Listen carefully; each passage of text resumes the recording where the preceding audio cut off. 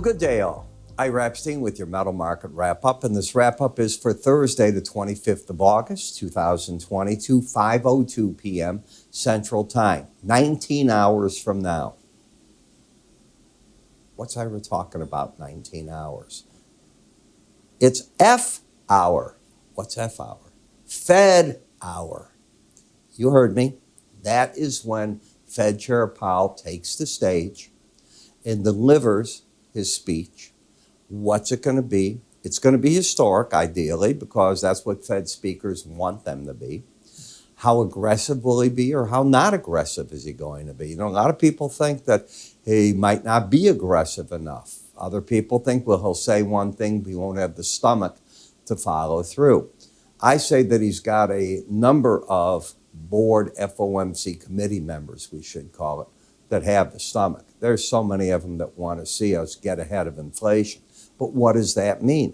Nobody knows what the neutral number is. Every time you corner a smart person, they don't know.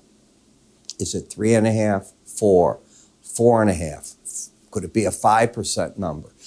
The way to understand a neutral number is it's higher than the inflation rate. How much is inflation going to fall this year? That's a question. You get your CPI coming up right as we get into September.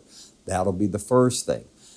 Did it hang at 8.5%? Did it drop from 8.5 to 7.5 or 8? Who the heck knows? What number does it get sticky at? Sticky meaning it falls, but it doesn't keep going down.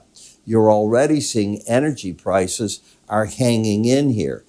They're in the November WTI 98.5, and they're near 93 in hours right through here. But energy came down, but it's not breaking anymore. That's been what's going on. Food prices, they've been rallying back. You're back to 14.30 in the Nov beans after a big break today, by the way. Nearly $8 in wheat and $6.50 in corn. So will those come down, or are they going to go up? Now we start looking at the results. The word is the results from the crop surveys, and from there we make our mind up. What next do we have?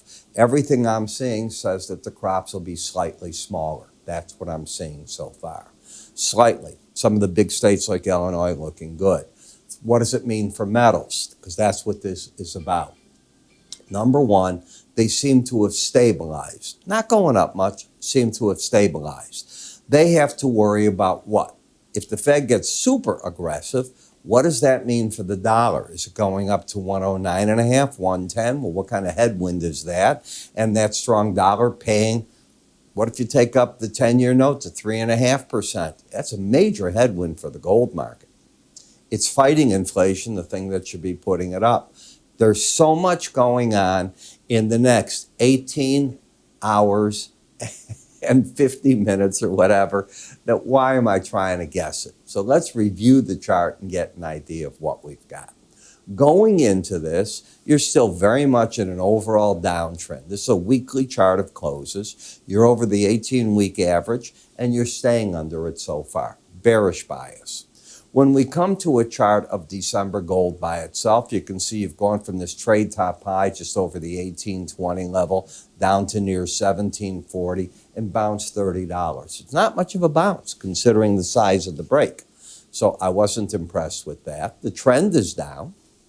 You still have lower highs and lower lows. When you take a look at where the 18-day average is, that's your first resistance point. It's 1785.60. The other points are the 100-day and the 200 way up here. They're far away. But it's the Bollinger Band, and that is the key that what this market's been honing in on. It did it back here.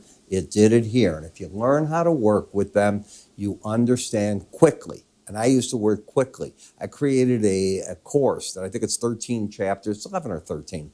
And it'll teach you how to play with them in these ranges or when the market latches on, especially when momentum ties in or doesn't tie in with it. Both ways. I teach the course, here's what you do if you don't have an embedded reading. And when it embeds, what do you do as it does? Because you might hit the bands and back off, but you got to keep on some of your position. When it's not embedded and you're down here like that, you got to cover all your position. At least that's my opinion of it, okay? Everybody's going to have an opinion. This is what I teach. This is what I practice as I write my newsletters, talk to my subscribers, and advise people. The gold-silver ratio sort of stuck, right as I said, in this whole region right here. Climb back, don't know which way it yet wants to go.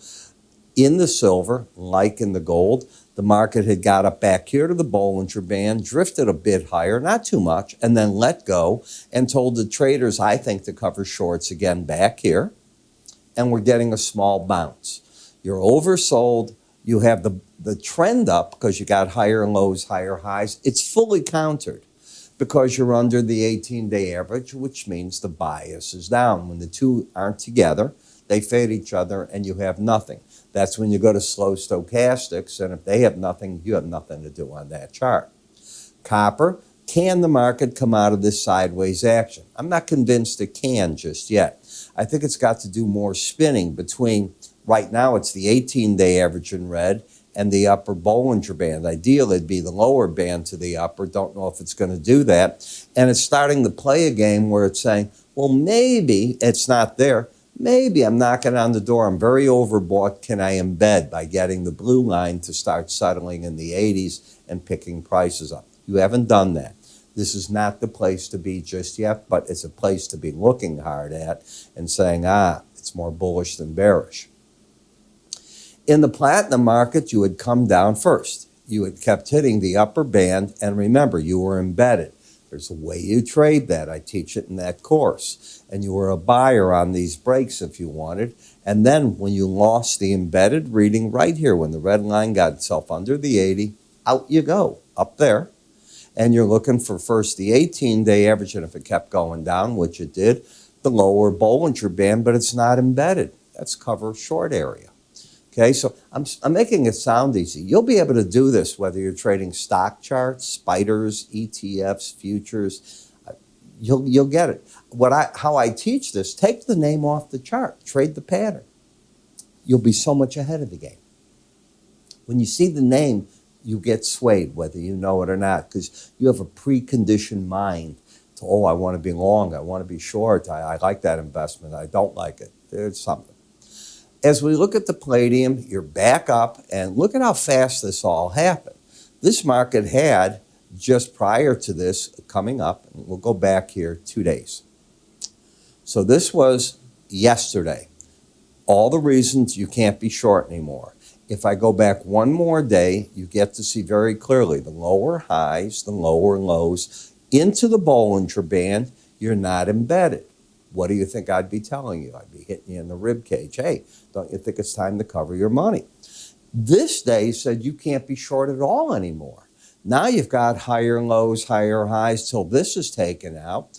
The resistance comes in layers right here at the 100, the 200, and the 18-day average of closes. The market jumped everything, and now it's got to figure out, can it stay over that? That's a pretty powerful jump. It didn't even pay attention to them. I think part of it has to do with the thinness in front of the Fed speech tomorrow and Labor Day coming up. So adjust your trading for the holidays.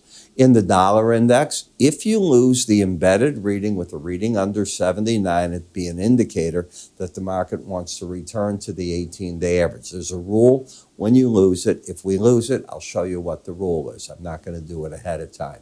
Until that comes in, the market is still bullish, poised, going into that. So you put it all together, you try to come up with game plans, and you learn how to trade with both hands. Not this one behind your back and you're wondering, where are those resistance points? How come I can't see them on my chart? Because you don't have the Bollingers on them, and then you don't know how to work with them. Let me teach you. Take a look at this. Welcome. I'm Ira Epstein, and I'm here to talk about my enhanced Bollinger Band course. Now, many of you have taken my regular charting course, and if not, you might think you know something about Bollinger Bands. As you know, Bollinger Bands are an algorithm designed to keep the market trading within it 95% of the time, and on a chart, it will offer on the top part resistance, on the bottom support, and the idea is the market will travel within them. We know that sometimes it latches onto that band, goes up or goes down. Well, how do you play with that? Can you pyramid the positions off that type of thinking? Well, I've applied all three of these into 13 different videos that teach you my concept of it. And from that concept, you're able to work with weekly charts and or daily charts. The 13 videos, each about 7 minutes long. The idea here is not to put you in school forever, but to teach. Now, if you haven't tried my complete futures research, I throw that in as well. Whether you've tried this or not, I think it's worth taking a look at. I think you're going to learn something from there. That research, by the way, covers twice daily market updates for you and access to what I call window envelope numbers, which I think are very important when looking at these Bollinger Bands. The next part is a trial to our charting software so you can make your charts look the same way that mine do. It's that simple. Where do you go with it and how do you get all this? It's simple. You go to our website, www.iraepstein.com. If you go to the word education, everything you need is answered there. You can also call my staff. They'll be happy to help you get set up. I'm Ira Epstein on the road to your education.